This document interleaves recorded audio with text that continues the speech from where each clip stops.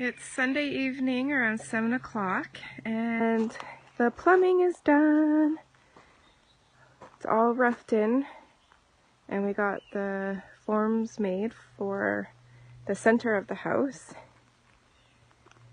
So Tuesday we pour inside the fox blocks and the forms. Good weekend, got a lot of stuff done. Then after that we have to order some more gravel, fill everything up, and then the foam and in-floor heating. And I'll show you guys that video when we get to that.